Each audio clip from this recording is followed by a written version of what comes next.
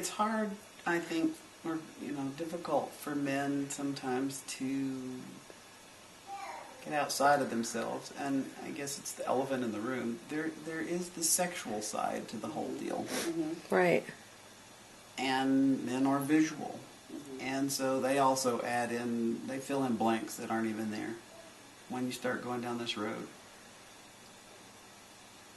And I don't know that necessarily drives an issue or whether it reveals an issue. I don't know whether the cancer makes this happen or whether it just reveals it. Men operate really good if they have simple, clear information. Right.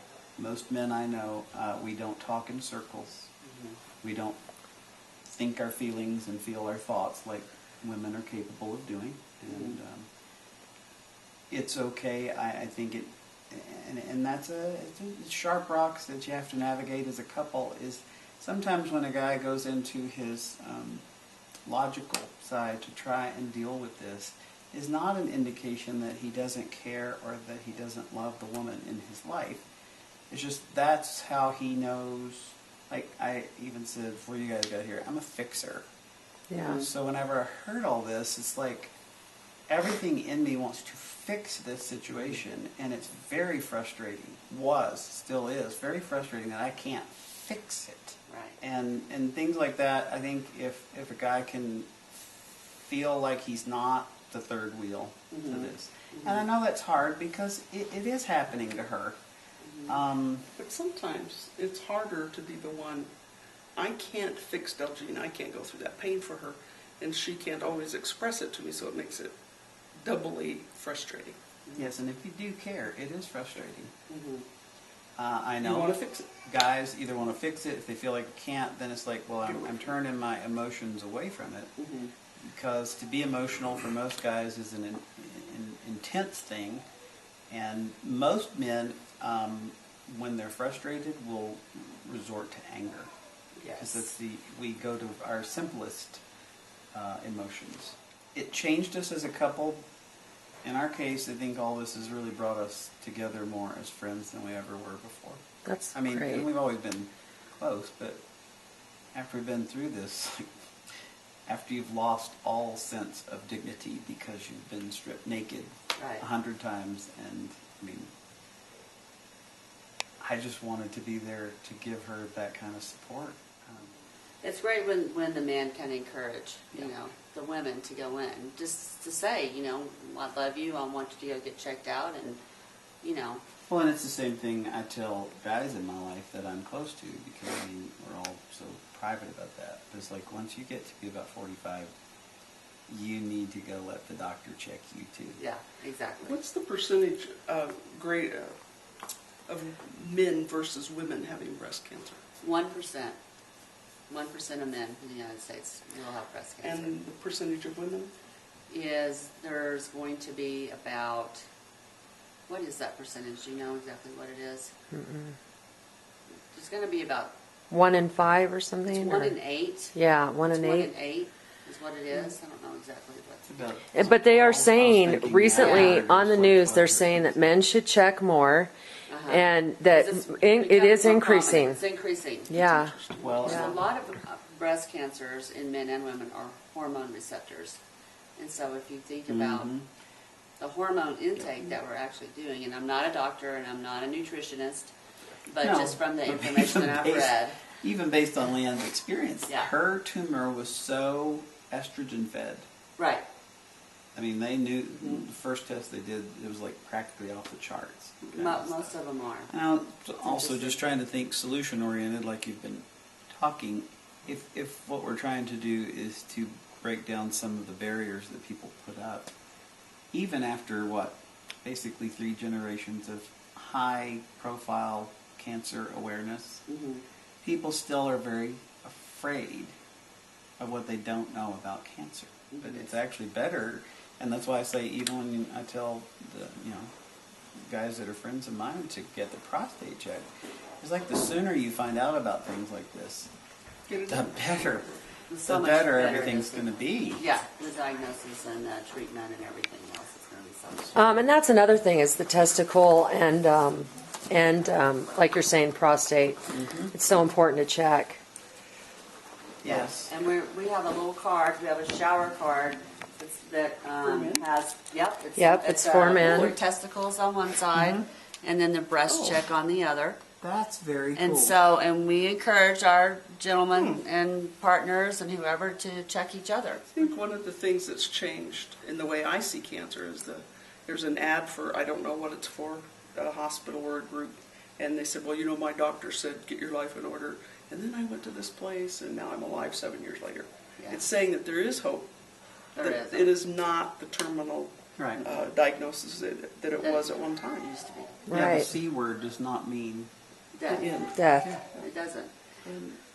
One of the things that we're focusing on is one of the big fears of callback is that you're coming back for cancer. Everybody that gets called back thinks, I have cancer. I'm coming back and I'm going to have cancer. And we don't want you to think that because there's so many other reasons that you get called back, and very few of them have anything to do with, oh, we think you have cancer, truly. And so Well, we that's do interesting. list the different things that you would get called back for. So please go back in for your callback, number one, if you Because do it's get not called back. Because necessary. it's really probably not going to be a positive finding. And then we do list the different types of terminology like calcifications and fibroadenomas and different things, fibrocystic tissue.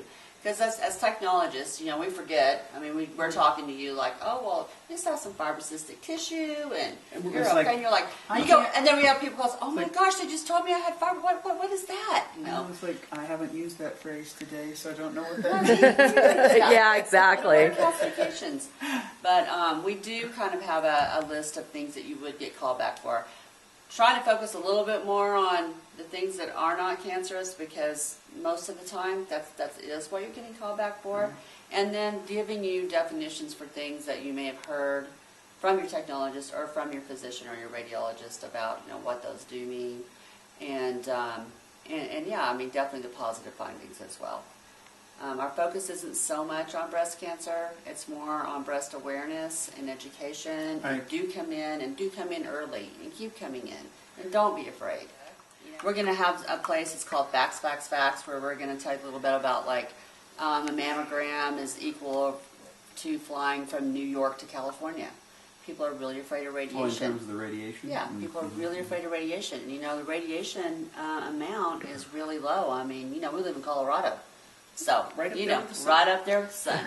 And so, you know, we can go on a lot of hikes, we can go camping, we can lay in the sun, we can do whatever we do, and that's that's more radiation than actually getting a mammogram. We're also going to kind of debunk myths about mammography and all the stuff that comes out in the news and media that says, oh, you know, you shouldn't get a mammogram because of this or that. That's crazy. That's crazy.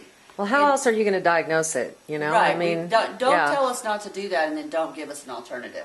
Right. There's some things out on breast self-exams that say, oh, don't check your breast anymore. We don't want you to check your breast anymore because you're finding too many lumps. Well, so what their new terminology is like, get to know your breast.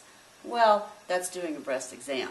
And as mammographers, we know that the majority of patients find their own breast cancers. They find that lump because they felt it. But if you did that breast exam monthly and you were willing to fess up to it and say you found that, then you know you're just so far ahead of the game. And yes, get to know your breast, and if you have cysts that come and go with your menstrual cycle and you know that, then that's okay. But if you feel anything different, you know. So we are also telling on our website, we encourage that as mammographers. We're not doctors again, but just our experience is that we want women to check their breasts. And so that's one of the things we also have on the website. It's kind of a checklist to ask your physician. Just different questions like that you can take with you. Because we know that when you get to the doctor's office, you get so nervous that you can't remember. You can't even think of like what you wanted to ask. Which again, that's where most men that I know, that would be the thing. Right. Because that's the role that I played with Leanne, is that every doctor's visit, I was kind of like the record keeper. Right. And he It's loves like, apps. Did Yeah. we ask this question?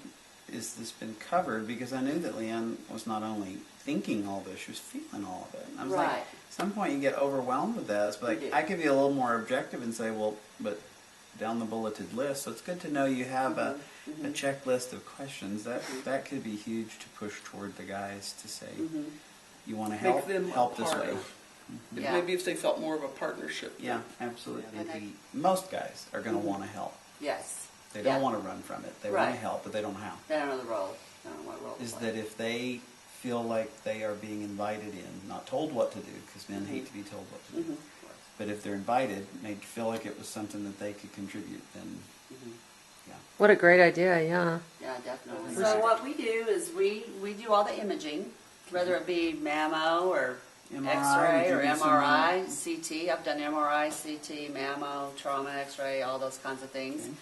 And the way we interact with them in mammography specifically is we do imaging, and typically we do not show our radiologists anything that's a screening mammogram. In other words, you come in and you don't have an abnormality or you don't have any kind of a breast problem at that time. However, when you come in as a diagnostic patient, like we did find something on your mammogram or you came in with a lump or something, we show all of your images immediately to a radiologist.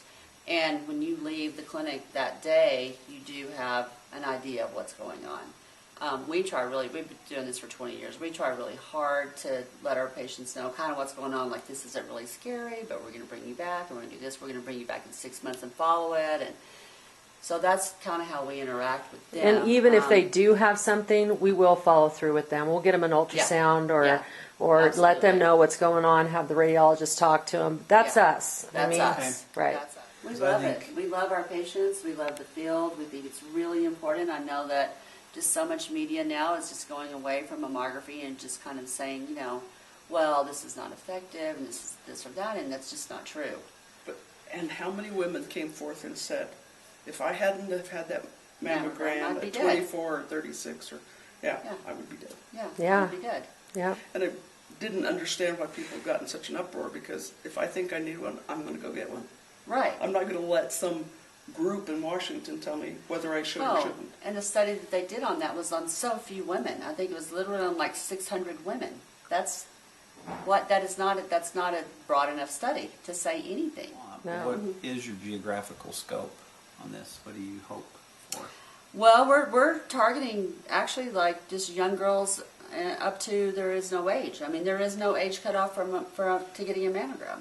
So your scope more is anyone who pay attention, Right. not Anyone who pays just. attention.